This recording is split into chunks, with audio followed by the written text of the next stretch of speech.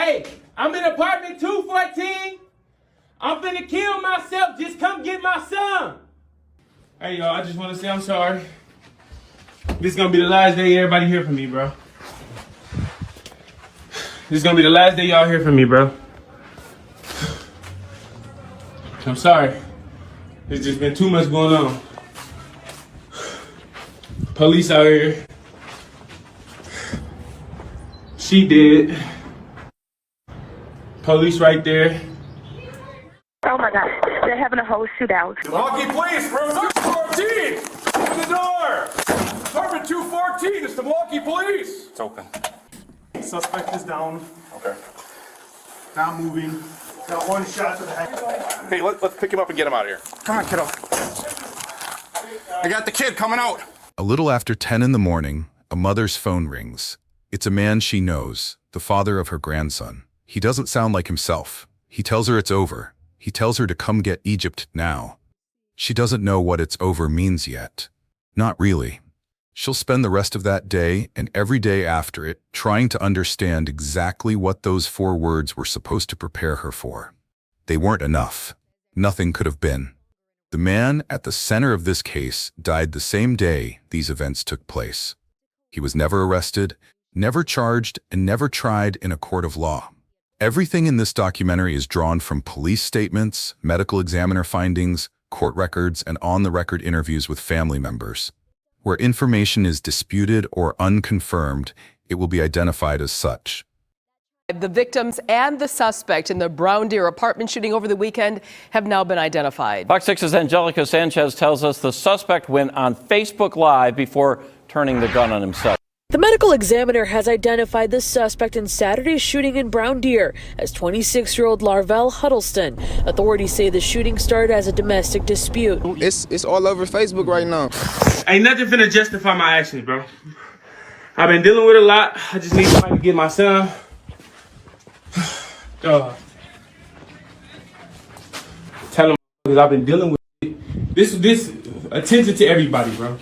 If you have a nigga around you or anything like that, bro, be mindful of what these niggas be going through, bro. Don't nobody like to be mindful of that shit, then be playing games with bro. This is morbid true crime. Detailed documentary investigations focused on criminal psychology, forensic evidence, and procedural analysis. Her name was Arieuna Reed.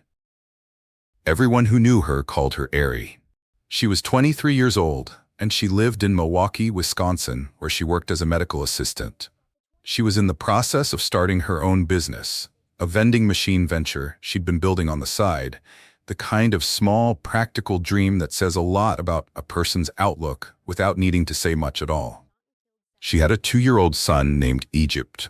His father was a 26-year-old man named Larvell Huddleston, known locally and online by his stage name Larvell, a Milwaukee-based rapper who performed and released music under that identity. By the time this story begins, Arie and Larvell were no longer a couple, but they were still parents together, and that meant their lives were still connected through drop-offs, pickups, and the everyday logistics of raising a child between 2 households. According to Arie's family, the breakup had been amicable or close to it.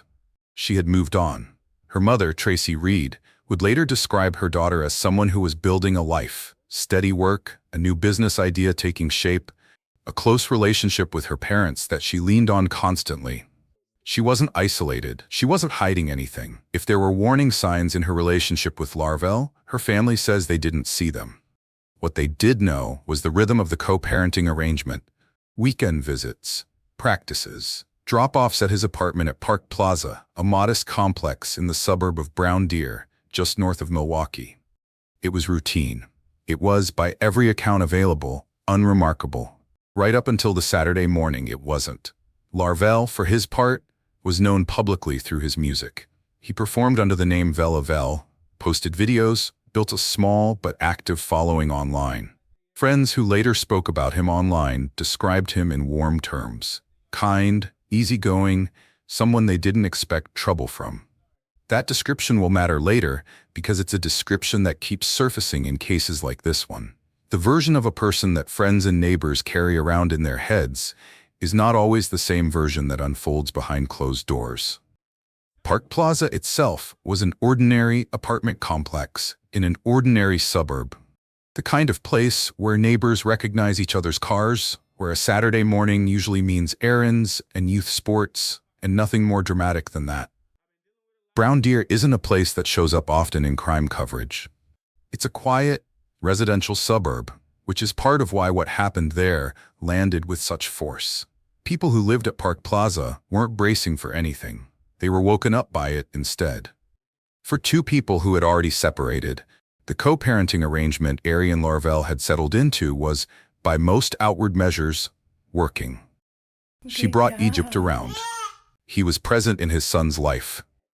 There was no restraining order, no documented history of violence between them that's been made public. Nothing in the record that would have told anyone watching from the outside to be worried. That absence of warning is part of what makes this case so hard to sit with. It isn't a story where the danger was visible and ignored. It's a story where, as far as anyone can tell, there wasn't a visible danger at all. There was one detail sitting quietly in the background of Larvell Huddleston's life that most people around him likely never thought about day to day, and that his music fans almost certainly didn't know at all. In October of 2020, Huddleston had been charged in Milwaukee County with carrying a concealed weapon without a permit. It was a misdemeanor case, and it moved the way a lot of court cases moved during that period, slowly and then slower. His trial had originally been scheduled for July of 2021. It didn't happen. The courts were backlogged, partly from the pandemic, partly from a broader 2-year backlog in felony and jury trial cases across the county. The case was pushed, then pushed again. By the fall of 2021, records show the trial had a new date, March of 2022. He was out on a signature bond the entire time, free to go about his life, his music, his role as a father, with an open weapons case following him quietly through the system, unresolved, unremarkable to anyone who didn't already know to look for it. There's no indication that this pending charge was violent in nature, and it isn't the story here on its own. But it's a fact worth sitting with, because it says something true about how these cases so often look from the outside. Nothing about an open misdemeanor gun case screams danger. It's paperwork. It's a court date on a calendar several months out, easy to forget about in the meantime. And yet it was still there, still unresolved, on the morning everything changed. February 5th, 2022 started the way a lot of Saturdays start for a young single mother. Ari had her son at soccer practice that morning. Afterwards, she was going to drop him off with his father, the way she had many times before. At some point that morning, the exact sequence isn't something investigators have laid out publicly in minute-by-minute detail. Something between Ari and Larvell broke down. Whatever was said, whatever shifted, it happened fast enough that by around 10 a.m., Larvell was calling Ari's mother directly. He told her it was over. He told her to come get Egypt now. My husband and I got a phone call around 10 in the morning, and it was him saying, "It's over, come get Egypt now." Tracy Reed didn't know in that moment what over meant. She had no way to know. What she did know was the tone. It didn't sound like a man annoyed about a schedule conflict. It sounded like something else. She would spend the drive over trying not to think about what that something else might be. There's a particular kind of dread that comes with a call like that one. Vague enough to leave room for a dozen different explanations, urgent enough to rule out the harmless ones. Tracy didn't have details. She had a tone of voice and a 2-year-old grandson somewhere on the other end of it. Every parent who has ever gotten a call like that, even one that turned out to be nothing, knows the particular math that starts running in your head in the seconds after you hang up. She wouldn't get there in time to stop it. By the time anyone from Ari's family arrived at Park Plaza, the parking lot was already a crime scene. Sometime around that same window, in the parking lot outside Larvell's apartment at Park Plaza, Arieuna Reed was shot. Investigators would later determine that the shooting came from Larvell's second-floor balcony. A neighbor, 31-year-old Michael Anderson, heard what was happening and went outside. According to witnesses, he tried to help her, to get to her, to do something in the moments after she went down. He was shot as well. Both Ari and Michael died in that parking lot. A third man, 36-year-old Eric Lewis, was also struck, hit in the leg. He survived. Investigators believe he, too, may have been responding to what was unfolding, caught in the same brief and violent window as Anderson. None of this happened quietly. Multiple people in the complex heard the gunfire. Police were called almost immediately. Residents described waking up to the sound of shots, unsure at first what they were even hearing. Bang, bang. Then a few minutes later, I heard bang, bang, bang. I said, oh no, that's gunshot. The kind of noise a mind tries to explain away as something else, a car backfiring, construction, anything other than what it actually was, until the sirens made the truth unavoidable. When officers arrived at Park Plaza, Larvell was still in his second-floor apartment, the same apartment where Egypt, his 2-year-old son, was with him. According to Brown Deer's police chief, Larvell fired at the responding officers from his balcony. I'm already shooting at the police and everything, bro. It's over with. It's over with. A patrol car was struck. No officer returned fire. No officer was hurt. What happened next is where this case becomes difficult to look away from and difficult to look at directly. Larvell began streaming live video to Facebook from inside the apartment. The stream would later be taken down, but not before people watched it happen in real time and not before it was recorded and shared elsewhere. In the footage, he can be seen moving through the apartment. He talks to the child.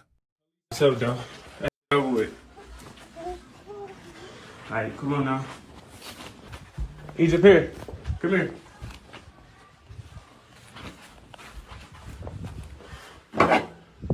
Egypt. At one point, he turns on the television for his son and gets him something to eat. Small, ordinary, parental gestures happening in the middle of an unthinkable scene.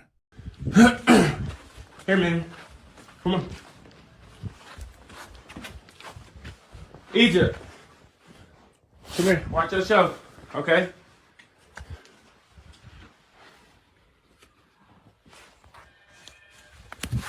Here. Watch yourself. Here. Here, Egypt. Get you some food, huh? He asks police, more than once, to come get his son safely. Hey, I'm in apartment 214. I'm finna kill myself. Just come get my son. He talks about wanting Egypt out of the apartment before anything else happens. He also talks about himself, about carrying more than he could hold, about not being right, but not being crazy either. His words, delivered somewhere between a confession and a goodbye. Hey, y'all, I just want to say I'm sorry. This is going to be the last day everybody hear from me, bro. This is going to be the last day y'all hear from me, bro. I'm sorry. There's just been too much going on. Police out here. She dead. Police right there. Yeah. So, I've been dealing with a lot, but trying to... Ain't nothing finna justify my actions, bro. I've been dealing with a lot. I just need somebody to get my son.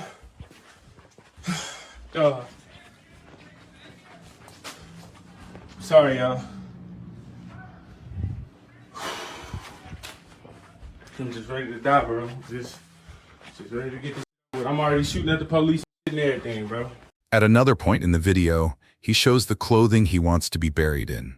He prays, off camera, asking for forgiveness. This was my outfit that I wanted to get buried in. Nice little jacket. Lord, I know you had me so many times. I know you had me so many times, and I'm sorry I couldn't. I'm sorry. I know you give your strongest battles to your strongest angels. I failed you and everybody else. Please continue to watch over my son as he live his life. And I pray best for his mama and her family. In Jesus' name, I pray, amen. Please forgive me. It's worth pausing here, because it's easy to let a moment like this pull sympathy in a direction that erases what came before it. A man asking for his son's safety and a man who minutes earlier had taken 2 lives and fired on police are the same person in this case. Investigators and the public are left holding both truths at once. That tension, a father's instinct toward his child, sitting right next to the aftermath of what he'd just done, is not a contradiction easily resolved. It's simply what the footage shows. The stream ended before officers made entry. Outside, officers and a tactical team held their position, working to negotiate a path to get Egypt out safely, without forcing the situation into a worse ending than it had already become. When they finally went in, they found Larvell dead from what the medical examiner would later rule a self-inflicted gunshot wound. Egypt, the 2-year-old boy at the center of so much of that morning's chaos, was unharmed. He was reunited with Arie's family shortly after. For the people watching the stream while it was live, friends, followers, strangers who stumbled onto it, there was very little anyone could do but watch and hope the outcome would be different than it turned out to be. Some of them left comments asking him to think of his son. Some prayed, publicly, in real time, for a man they knew mostly through his music. It's a strange, modern kind of helplessness. Being present for a crisis through a screen, close enough to witness it, too far away to change anything about how it ended. In the days that followed, the Milwaukee County Medical Examiner's Office confirmed what police already suspected. Arieuna Reed's death and Michael Anderson's death were both ruled homicides. Larvell Huddleston's death was ruled a suicide. Investigators described the shooting as stemming from a domestic dispute between Larvell and Arie, with Anderson and Lewis caught in the aftermath while trying to intervene. Because Larvell did not survive, there was no arrest, no trial, and no courtroom accounting of exactly what led him to that balcony. What exists instead is a record built from what people around the case have pieced together. A phone call, a pattern of routine drop-offs, a pending gun charge sitting untouched in the court system, and 8 minutes of video that answers some questions and leaves others permanently open. Investigators have not offered a detailed public account of every escalation point between Arie and Larvell that morning. What's documented is the outcome, not the argument that preceded it. That gap, the unanswered why, is one this case may never fully close. The pending weapons charge deserves one more mention here, not because it explains what happened, but because of what it represents. A case can sit in a court system for well over a year, delayed again and again by circumstances that have nothing to do with the person at the center of it, and in that time, life simply continues. Court backlogs aren't built to predict outcomes like this one. They're built to process cases in order, and Larvell Huddleston's case was, by all accounts, moving through that process the way thousands of others were, until it stopped mattering entirely. There was no trial, no sentencing, no verdict. The case, in a legal sense, ended the day it began. What's left is the paperwork. 2 homicide rulings, 1 suicide ruling, a pending weapons case rendered moot by the defendant's death, and a family left to make sense of a loss the justice system was never asked to weigh in on. Arieuna Reed's family held a vigil for her days later, balloons released into the sky outside the complex where she died. Her aunt, Arieuna Reed, remembered her as someone who was loved by everyone who knew her, someone who almost never let people see her without a smile. Family called her a bright star. They said it plainly, the way people do when a description doesn't need embellishing to be true. Michael Anderson's family and Arie's family have both spoken about him the same way. Not as a bystander, not as a statistic, but as someone who ran toward danger instead of away from it. Arie's uncle, Arieuna Reed, called him a hero. It's not a word people use casually. In this case, it fits.